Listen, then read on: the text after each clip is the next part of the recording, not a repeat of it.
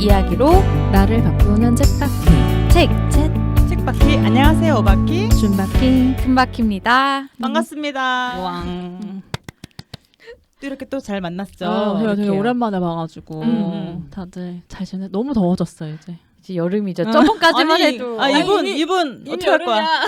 여기 해변인 줄. 여기 뭐 크로마키로 가다 크로마키 내려서 한번 할까? 오늘 오바키님도 제가 바다색입니다. 바다예요. 네. 푸릇하기는 오바키님이 훨씬 푸릇하세요 네, 지금. 네. 지금 화면에 보이고 있지는 않지만 준바키님은 초록색 바지를 입고 오셔가지고 지금 우리가 지금 여름색으로 맞췄다. 네, 여름색으로 아주 맞춰가지고 잘 시작을 여름을 맞게 시작을 하게 됐습니다. 네. 드디어 그분의 단편을 읽게 됐습니다. 레이먼드 카버. 맞아요. 준바키님 어떤 분이죠, 레이먼드 카버? 레이먼드 카버 제가 되게 AI처럼 한번. 일단 레이먼드 카버는 1938년생이고 약간 가난한 제주도 노동자의 아들로 태어났습니다. 고등학교를 졸업하고 틈틈이 문예 창작 수업을 받다가 한 1959년에 문학적 스승인 존 가드너를 만나게 됩니다. 그래서 첫 단편인 분노의 계절의 소설에 문예지에 실리게 되면서 또 약간 1963년에 문학사 학위를 받고 1967년에 드디어 그가 작가로서의 삶에 많은 영향을 끼친 편집자 고든 리시를 만납니다. 첫 시집 겨울 불면을 출간하고 UC 버클리 아이오와 작가 워크숍 등에서 강의를 하지만 여기서 이제 알코올 중독, 아내와의 별거, 파산을 겪으면서 불행한 삶으로 이어집니다. 그리고 1976년 첫 소설 제발 조용히 좀 해요를 출간하고 이듬해 이 작품이 전미 도서상 후보에 오르게 됩니다. 해밍웨이 이후 가장 영향력 있는 소설가, 리얼리즘의 대가, 미국의 체호프 등으로 불리며 미국 현대문학의 대표 작가로 꼽히는 레이먼드 카버. 대성당은 단편 작가로서 절정기에 올라있던 레이먼드 카버의 문학적 성과가 고스란히 담겨있는 그의 대표작입니다. 1980년대에 미국 단편 소설의 르네상스를 이끌었다는 평가를 받고 있는 작가입니다. 저희가 오늘 얘기할 책이 대성당이고요. 그게 대성당을 비롯해서 별것 아닌 것 같지만 도움이 되는 깃털 등등 총 12편의 단편이 실려있는 이 작품집은 평단과 독자의 지지를 동시에 얻으며 필리처상과 전미도서상 후보에 올랐습니다. 네. 와우, AI 고맙습니다. AI가 좀 흔들렸어요. 자, 그것도 고도의 계산으로. 그렇죠. 그렇게 해야 인간처럼 들리니까. 고도의 AI 설명 감사합니다. 사실 대성당이 가장 많이 알려진 단편 모음집인 것 같아요. 그래서 이번에 저희 바퀴들이 다룰 단편들은요. 깃털들, 셰프의 집, 보존, 별것 아닌 것 같지만 도움이 되는 비타민, 대성당 이렇게 짚어보기로 하고 첫 번째로 깃털들에 대해서 얘기해 보도록 하겠습니다. 처음에 나오는 거고요. 그쵸? 네. 깃털들 어떻게 보셨어요? 한마디로 어렵다, 쉽다, 재밌다 어떤 거? 어렵다. 어려워요. 네. 그래서 간단하게 내용 요약을 해드릴게요. 네. 직장 동료인 버드, 그러니까 이 잭이라는 인물 중심으로 주변 인물이 나오는데요. 직장 동료 버드의 아들 올라, 그 다음에 잭의 아내 플랜 아니고 프렌이에요. 프렌. 해서 이렇게 4명이 등장인물들이 나오는데 중간중간 공작새도 나오고요. 올빼미도 나와요. 이것들이 왜 나오는지. 그래서 이 딩크인 잭과 그 아내 프렌은요. 버든의 집에 초대를 받아서 그 집에 놀러 가게 돼요.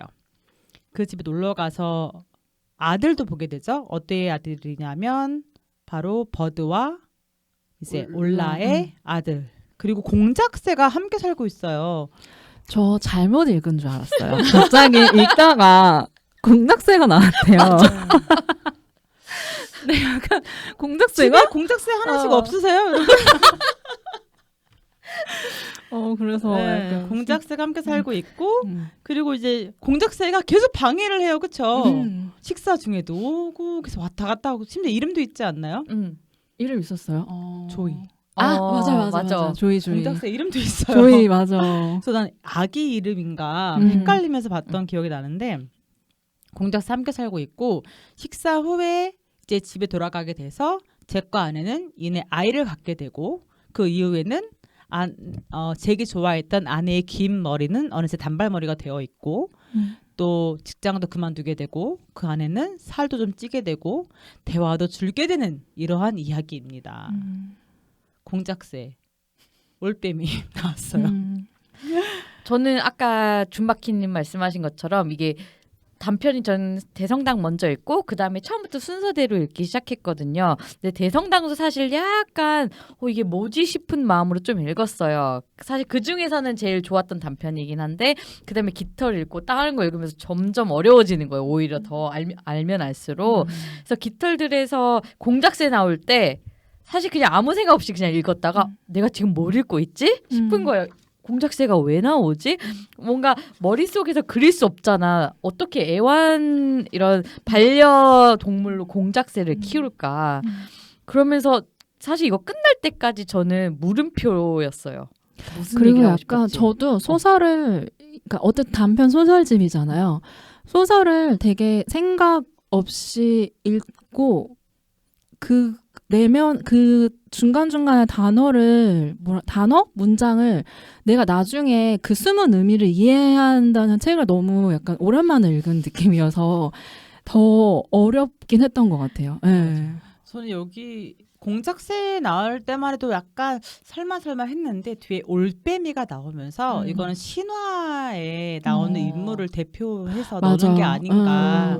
일단 공작새는 헤라거든요. 미의 여신, 그다음에 가정의 여신이죠. 그래서 여기서 의미가 있던 게 그 올라가 누가 프렌한테 깃털 몇 개를 선물로 줘요. 집에서 약간 갈 때 다산 이런 현관에서. 예. 어. 그래서 다산 가정의 신이기 때문에 그것이 일단 연결이 되고 그리고 나서 나중에는 그 피콕이 공작새가 날아가고 그다음에 올빼미들이 그 앞마당을 차지하게 되거든요.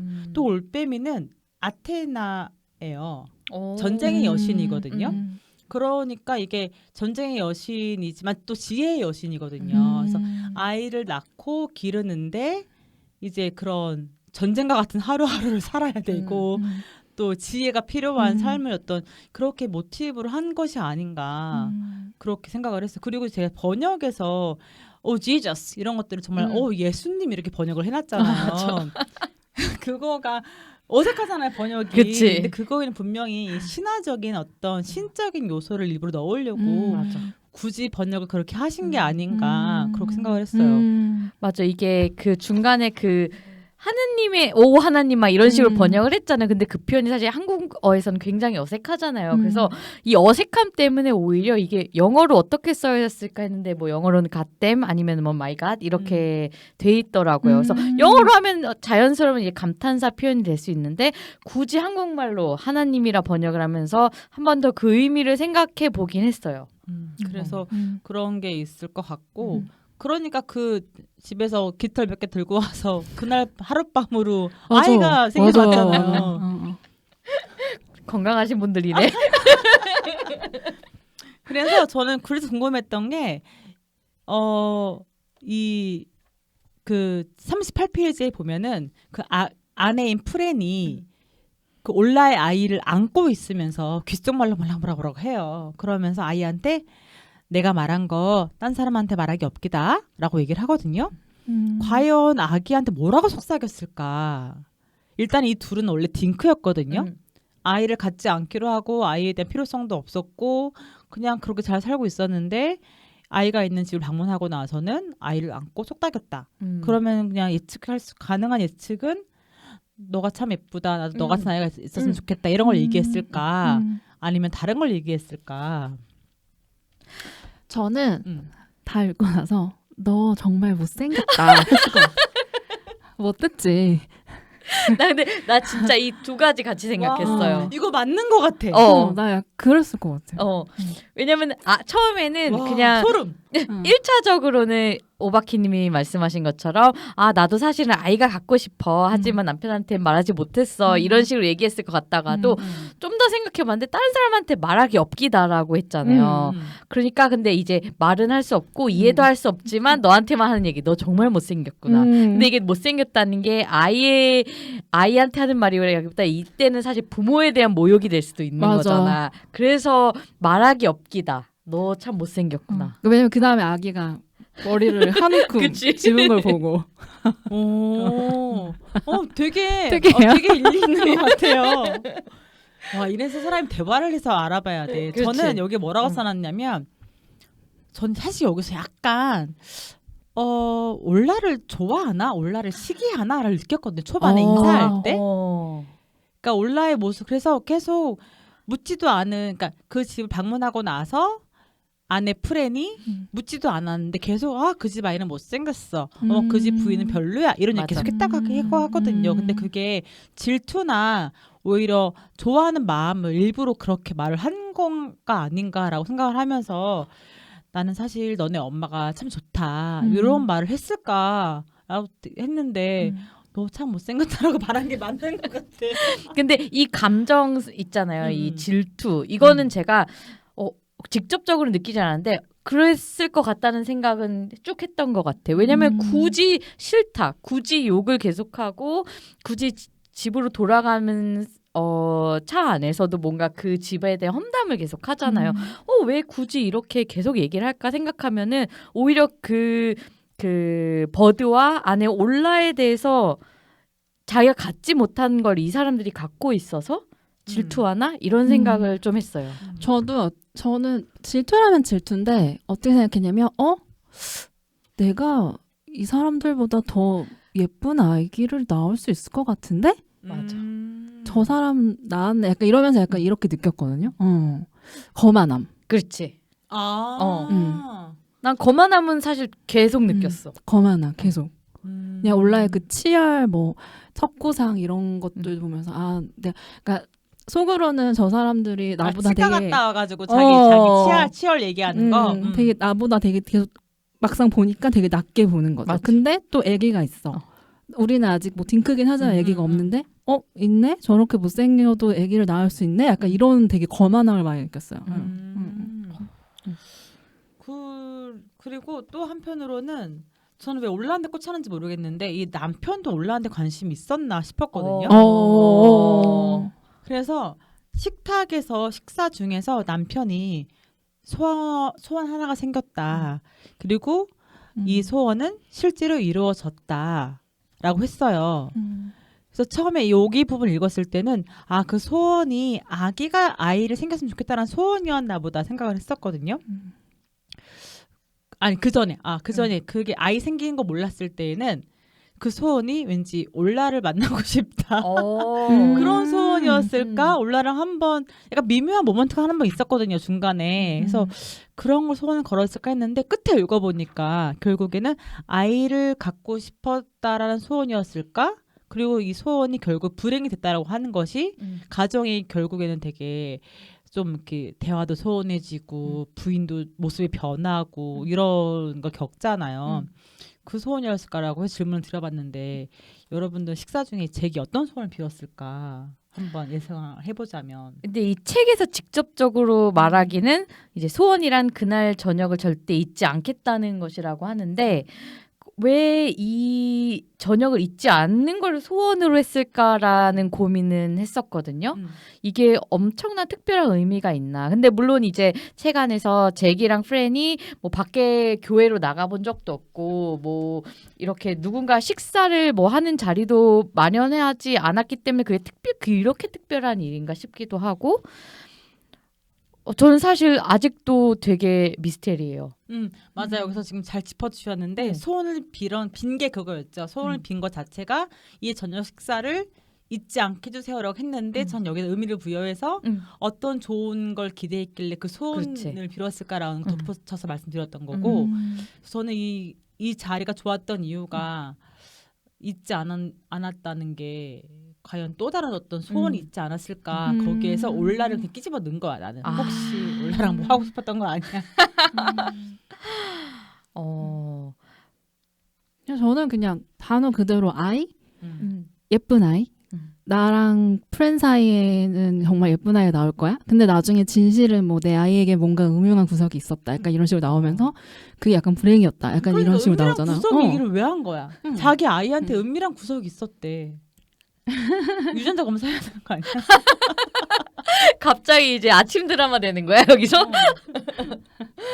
근데 저 생각엔 모든 게 그냥 우월감인 것 같아요. 나는 쟤네보다 잘 살 수 있고 이럴 줄 알았는데 점점 나가보니까 뭐 자기가 생각하기에 아내도 점점 뭐 살이 찌고 내 아이도 그렇고 뭐 점점 말이 없어지고 약간 인생이 약간 이런가? 약간 그때 굳이 우월감을 느낄 필요 있었나? 약간 그러지 않았을까? 혹시 여러분은 친구 집에 놀러 가서 그 집을 구경하다가 약간 좀 부럽다 또는 얘 이렇게밖에 안 살고 있네라고 느껴본 적 있으세요?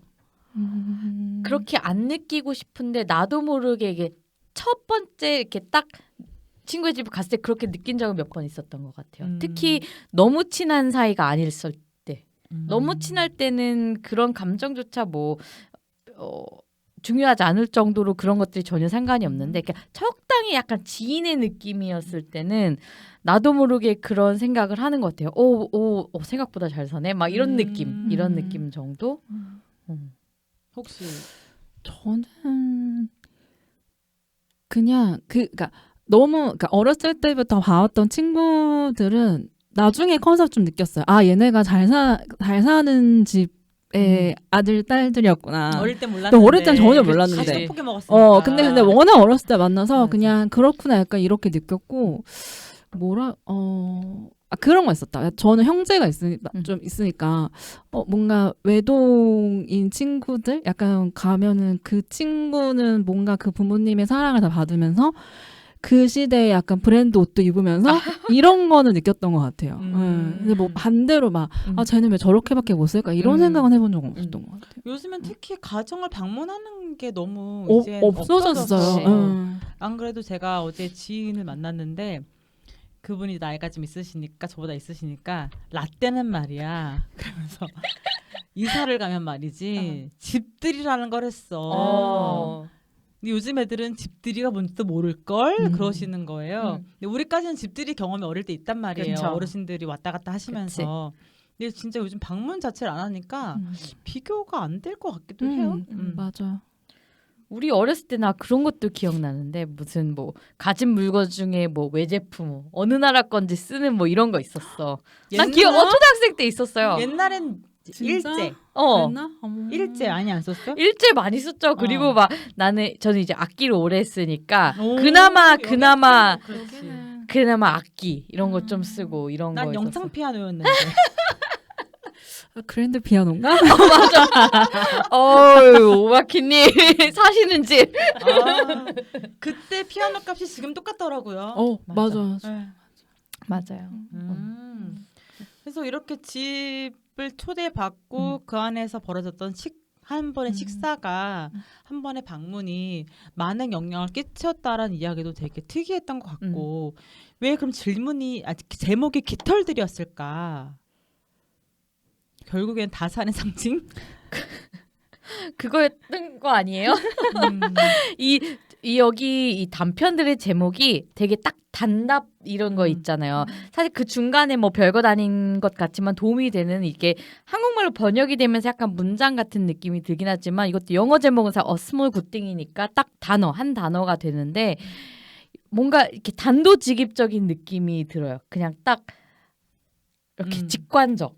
그래서 여기서도 깃털들이 사실 가장 그러니까 공작새 이게 제일 기억에 남는 그 단어고 거기서 제목을 따오지 않았을까 이런 그냥 생각만 했던 것 같아요.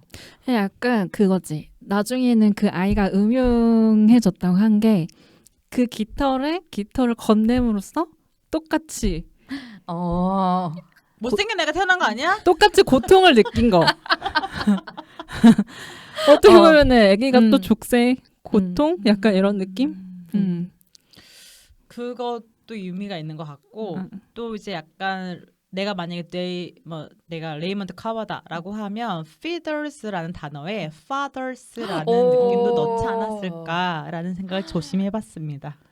레이먼드 와. 카버가 원래 그 언어적 유희하는 거 되게 좋아하지 엄청 않아요? 좋아해요. 아. 그래서 그게 들어가지 않았을까라는 것과 가볍지만 가볍지 않은 음. 깃털을 어. 넘겼는데 굉장히 무거운 아이로 나왔잖아요. 아. 오. 가정을 꾸린다라는 거. 굉장히 그래서- 의미가 많은데요? 네, 그래서 오. 가심이. 아. 나 이 해석 마음에 들어요. 네. 그럼 이렇게 기타는 여기까지 할까요?